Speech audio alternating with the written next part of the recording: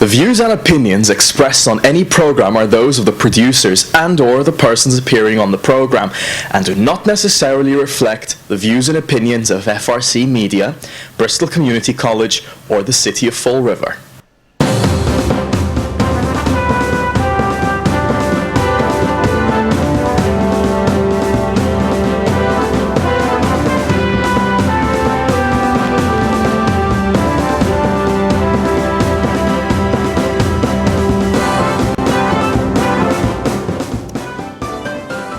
Well, hello. Welcome to Spindle City Straight Talk. I'm Chip. And I'm CJ. And it's Friday. Thank God it's Friday. Just a real quick important note before we get into this, and this was just received from the Department of Homeland Security. This is a developing story. United States intelligence warns of possible terrorist attacks in 3 states day before the election. Al-Qaeda terrorist attacks on the U.S. the day before the election, according to reports by CBS News. Federal officers are now investigating that possibility. Sources reportedly told the news outlets that U.S. intelligence has alerted Joint Terrorism Task Force and possible threat to come 1 day before Election Day in New York, Texas, and Virginia. Currently, according to the reports, all election departments throughout the country have been notified that Election Day, Tuesday, November 8th, is an open target for lone wolf terrorist attacks. This, amongst the most contentious presidential election cycle in U.S. history, fears are growing around the potential for violence at the polls and the election-oriented cyber attacks. Federal and state officials focus defenses against electronic attacks on voting systems, and others are taking steps to address possible civil unrest on Election Day. So, already, 4 days before the election, and guess what? We're now going into terror crisis mode. Well, yeah, well, look, I mean, actually, it's ironic that you brought this thing up, because I was this morning I was looking at some videos from Russian television about the election, and they predicted this stuff and saying that, they talked about the election, and but it's ironic. And I know you voted early, CJ, so you're happy, you're off the hook, but I like to go on voting day, have signs waved in front of my face that I totally ignore. Yeah, well, this year you may get beaten by the signs, because I know that I already know who I'm going to vote for, because I do my research prior to walking into the booth and taking a guess. But yeah, look, this is a forget about Al-Qaeda. I don't know, I mean, Al-Qaeda would, I don't know, they could have some maybe credible threats, but I don't know if they want to disturb the election cycle as much as they want to just disturb us continuously in the fashion of guerrilla warfare. But I think there was a strong possibility of some issues at polling places. This has been, and probably will continue after this election, to be a very divisive and contentious election. And I don't think it's going to go away. The day after the election, not only will we begin to see the influx of who's the candidates for 2020, but we're going to see there'll be a lot of very, very upset people. This election has become extremely, I mean, all elections are partisan to a degree, but I mean, there have been very, very strong battle lines drawn in this one. There are a lot of issues that are always contentious, but they've been brought to the forefront, and it's really, really served to divide and separate the country. And I think it's not going to be healed over a 1-day period, because when we talk about illegal aliens, we talk about pro-choice and pro-life, and all these issues actually came to the forefront. In many elections, they're there, but they're not really the focus. There's been a lot of focus on some of these things, and they've kind of divided people on those issues, probably more than any other election I can ever remember.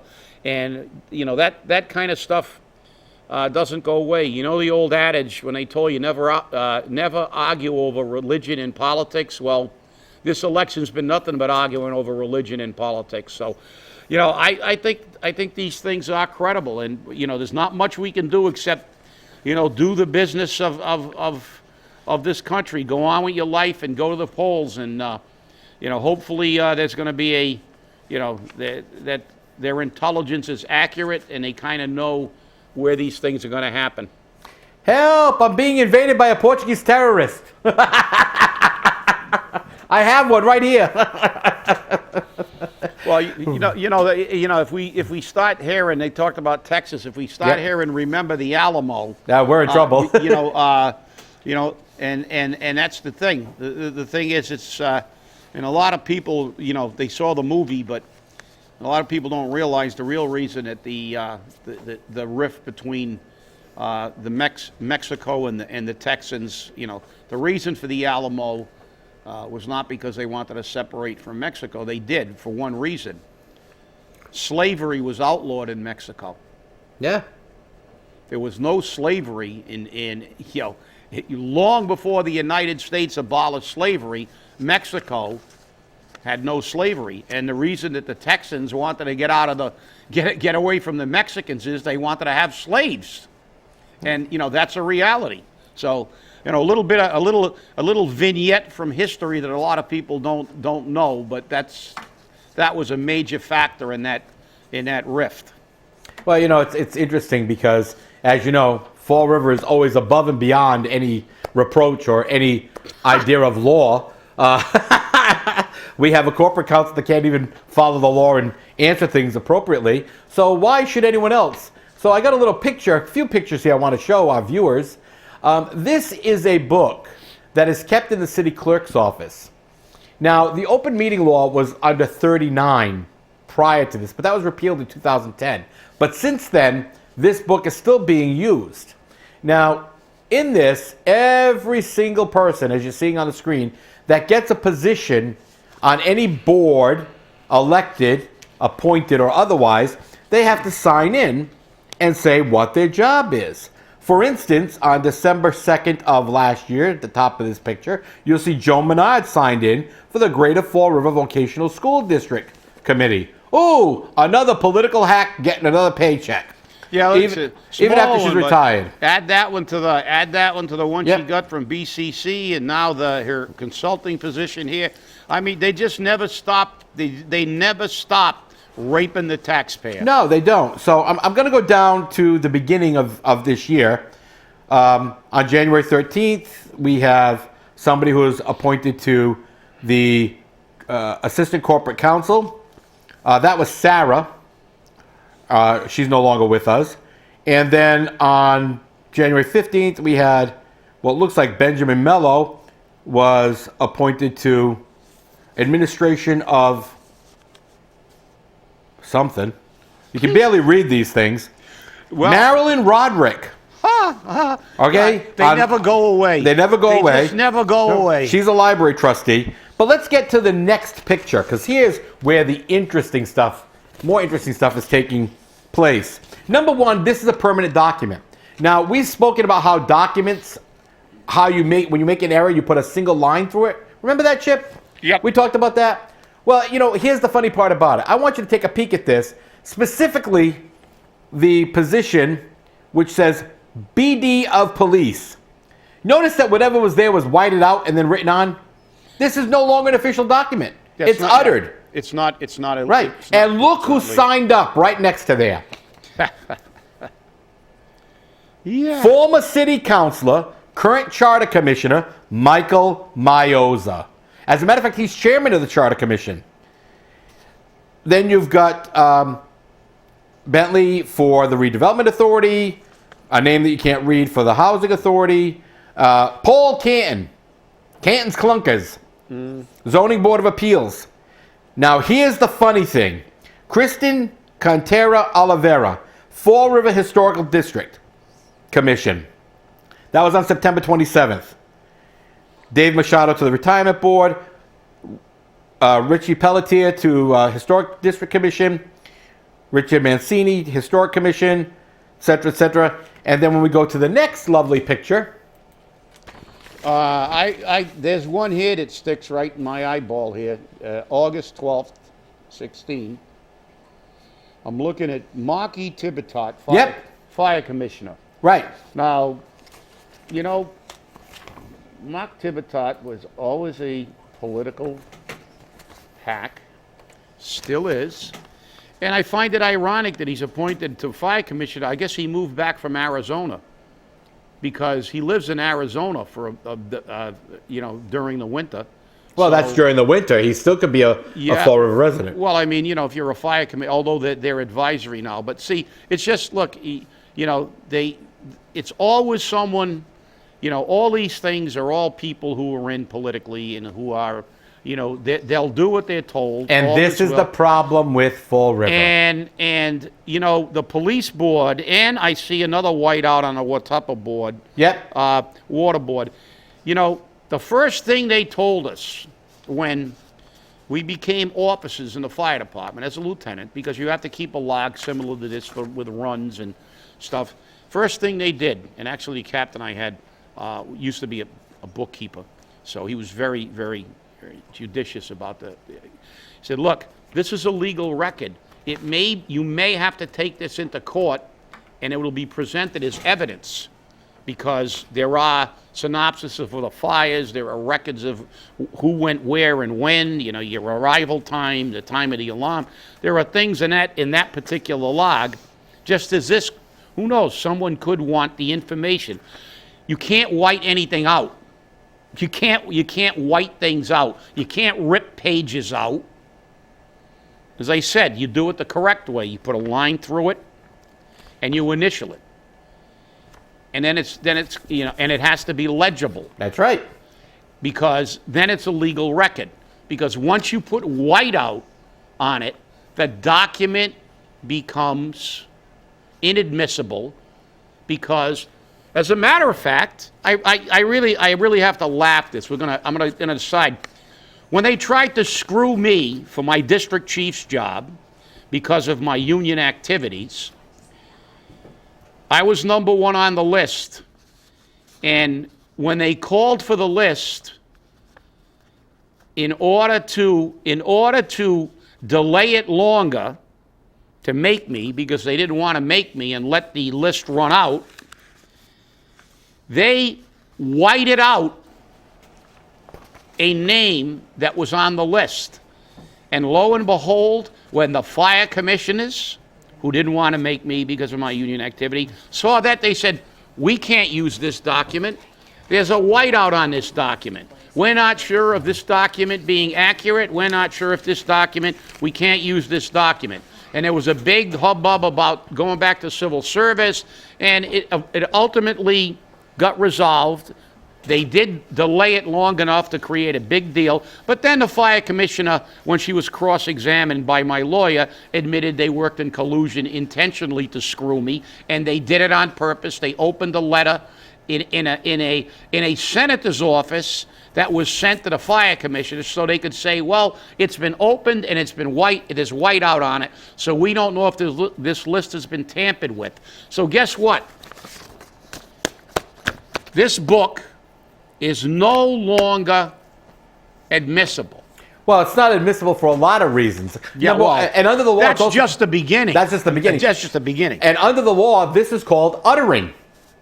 Okay? So on this last page, and I had to get to this because, the mayor said in solution to this problem with Oak Grove Cemetery, we're going to appoint somebody from the Historic Commission. And on October 27th, second from the bottom, Christian Cantera Oliveira, appointed to the CPC, the Historical Commission, and the Park Board. Now, remember who the CPC is. They take that CPA money, that surtax on your bill, and they give it to political whores who ask for money, like for air conditioning or windows, which do not meet the requirements under CPC, under the CPA funding, but they make it fit. as everything else. And then right above that, you have a name that you can't read. Okay? I don't know that signature at all. Also for the CPC. And then you've got Victor something or other. He's Veteran Services from the Park Board. Now, I have a problem with this because, again, why didn't he appoint somebody from the Park Commission to the Park Commission that has extensive history on extensive background in history? Why not somebody like Tony Dias, who's the chairman of the Historical Commission, or somebody else? No, he appoints somebody who's relatively new to the Historic Commission. What's her background? Where's she coming from? Oh, wait, she must be a political hack. Because now she's also on CPC. 2 appointments to CPC, okay? And one of the mayor's best friends, he's appointed to the state pier and this, that, and the other thing, just applied for $350,000 for windows in the building where the mayor lives, which may be a violation of Mass General Law 55. Okay? Because you cannot propose, fund, or approve anything that you may directly or indirectly benefit from. Oh, you're you're so silly. I mean, you're expecting them to actually put people on. Well, this person's on like 4 boards, so they're rubber stamps. And I see a Sahadi in there too. Yeah, of course. A Sahadi on the housing authority. While isn't our new CFO or whatever her new title is, Mary Sahadi, doesn't she work with the housing authority too? Yeah, she represents the housing authority. Yeah, and she has a Sahadi on the board. Exactly. Wow. So Wow. this is where you get this collusion, conflict of interest, everything else. CJ, though, look. Last night I saw, it was last night or the night before, they had the first female chief of the state police. Chief of the Rhode Island State Police. Yes. And in the next breath, Gina Raimondo says, "Oh, we're appointing her. She gets her 6-figure salary. This is historic. But now we're taking away 2 of the jobs that were historically done by all her predecessors, and I'm going to appoint 2 new people." And the reporter said, "Well, does that mean you're going to get 2 new 6-figure jobs? So we're going to have to pay 3 people to do what this person used to do." Kind of like what Jazel did when he split the DCM. That's right. So let's pay 3 people 6 figures to do what 1 person used to do for 6 figures. Right. And then she made the great political, well, I think we can make this budget neutral. Well, let me explain what. Number one, it's probably not going to be budget neutral. That's number one. It's a lie, but she's trying to deflect. A politician lie? Yeah, but if it is budget neutral, what that means is, what it means in Fall River, they'll cut people who actually provide you services and pay their appointees 6 figures. They'll get rid of people at the DMV. They'll get rid of people at the DCM. They'll get rid of people if somebody presses them to make it budget neutral. They'll get rid of the Indians, and they'll keep all their new chiefs. Just like in Fall River, they keep adding more and more people. Their staff gets larger and larger, and everybody gets pay raises. And when we're in financial trouble because we spent all the money, who did they lay off?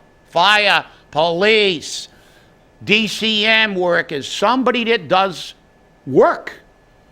Because heaven forbid a politician ever lays off a hack, because it just doesn't happen. This is why people are frustrated. Well, do you remember this is why there may be violence after this, because people are fed up. I mean, I look at this, it's nauseating. It's nauseating. Am I going to make a prediction? Mike Mioza has been appointed to the police board.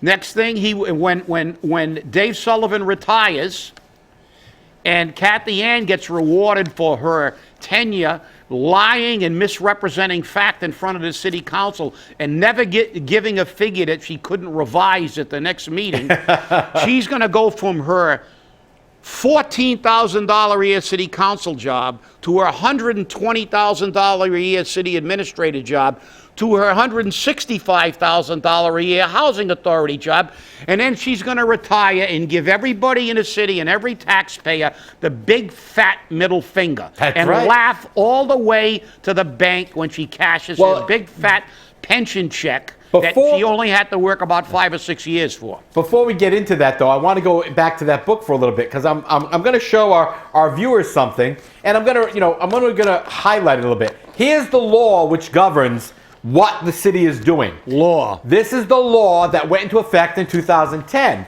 and it says, within 2 weeks of qualification for office, all persons serving on a public body shall certify on a form prescribed by the Attorney General the receipt of copy of the open meeting law, regulations promulgated. I'm not going to get into the whole thing, but here's the funny thing.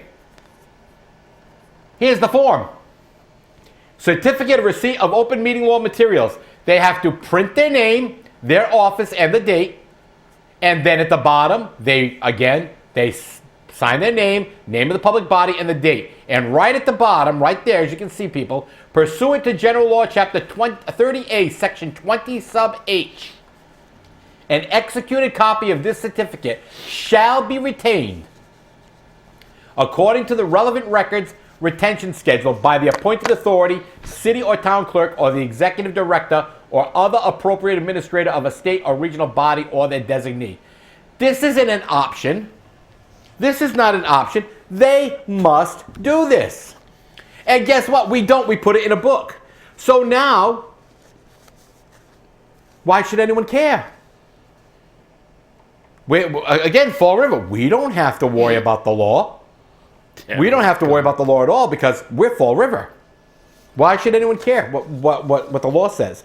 But what's very interesting is that this type of crap goes on every day. Now, back to your allegations or your prediction.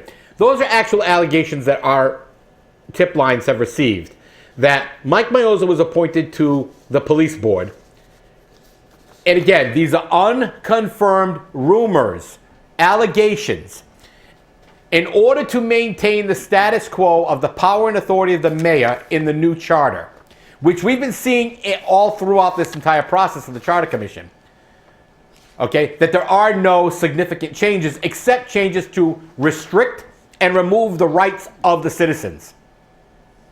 To change the rights on recalls, to change the rights of initiative petitions, to make it more difficult for you, the citizen, to be heard. That's what the Charter Commission is trying to do. They're trying to rip you of your rights. And this police board position, which is basically a token position, was given to him in order to make sure that there's no changes made to the power and authority of the mayor. And also so that when the mayor handpicks his new police chief, the successor to Chief Dan Racine, With the help of his chief of staff. With the help of his chief of staff, who, hey, for all we know, the chief of staff could be the new police chief. We don't know. Because remember, the police chief doesn't even have to have a law enforcement background. It can go past the police board without a problem, which is basically ceremonious anyhow now. And then, again, he's promised the position as city administrator. We've been hearing that for over a year, if I remember correctly, Chip. Let me clarify. And remember, these are all rumors. It wasn't I didn't make any allegations. No, you made a prediction. It was a prediction. Right. My prediction is that these allegations will be at some point in time proved to be accurate. Exactly. So. Because again, they say, you're talking about rumors and this never happened, but every time we've talked about them, they come true. They come true. The only thing we know is that when we look at this list, with the exception of people who are elected, like I see Dave Machado just got reelected uncontested, and he signed the book again for his new term because he's elected by the members of the retirement system. But these appointed positions, what we know, and this is a fact, I will quote a speech from, remember Douglas MacArthur's final speech at West Point when he made that famous, he uttered those famous lines, "Old soldiers never die, they just fade away." Well, I'm gonna paraphrase that. old politicians never go away. They just get appointed to every board they can until they die. And most of them get paid. Most of them get paid. Most of them, look, they don't do anything for nothing. That's right. And they're all getting money. Anybody who says, I've been in public service all my life because I want to serve the public. Really? Yeah. Oh, well, forget it. You know, that's why they bounce from what. That's why every one of these people, like Joe Menard, every one of them, they're not satisfied with getting a pension based on $80,000 when they can get a pension based on $120,000. They make sure that they maneuver themselves into position to boost up their pension any way they can. They don't tell you about all the little perks they get that aren't in their base salaries. But it's all about bumping up your salary. And Dave Sullivan really bumped it up because he tripled his salary going to the housing authority. And they don't go there because they're altruistic. He wanted to help the housing. He didn't have a clue. He was the most unqualified housing authority director ever appointed, and he was appointed because he's a politician. And he could bring his voter demographic with him and make a deal with them. They'll bring all their friends, they'll call all their other friends, and they'll get you campaign contributors, and they'll get you people to work for you and hold signs and run around and get all their relatives, because it's not about helping the people. And if you people think that, you better get off the hallucinogenics, because all you got to do is look at stuff like this. And of course, they get all these stipends for serving on these boards. Yep. And the next thing you know, when they're retiring, they're filing an application with the retirement board to get it included into their pensions. That's right. And it, like I said, they never go away. When you start thinking about this, I mean, look, I'll be perfectly frank. As far as I'm concerned, it's obscene. It's obscene that someone can spend their entire life in Boston pretending they're doing something and then leave. And it's incestuous, because think about it. They authorize the money that comes to BCC. Right. And they give the president of BCC a nearly $300,000 salary.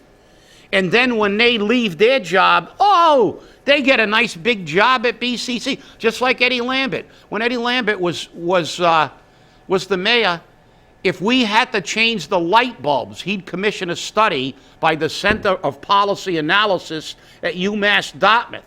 And where was the first place he landed when he left his job as mayor?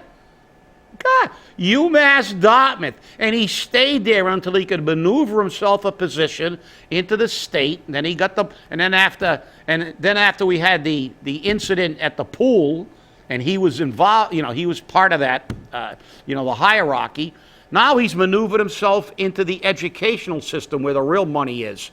And now he's got a job in the educational system. Right. So he's going to get a pension based on nearly $300,000 or $300,000 plus. So, if you think that your tax dollars are being spent wisely, and you complain about the people getting a pay raise that are making $28,000 in a city hall, stop worrying about ticks like this that embed themselves in the public dole and never leave until they explode. Well, and the worst part about it is we have a mayor that is it's either the third or the fourth highest paid mayor in the Commonwealth. Yeah. And he's making a little bit less than the governor. Yeah, and it's in the poorest city. In the poorest city that just got in the poorest county. And now all the mayoral candidates, as soon as you talk to them, they go, well, I'm not going to touch this. I know people in this department. Right. Well, nobody's going to do what needs to be done with the people. That's right. Alan Silver told them, stay angry. You know why I'm angry? It's Friday, and now I can relax for the weekend and wait for Tuesday. There you go. Get out and vote, everybody. We'll see you Monday. Have a great day.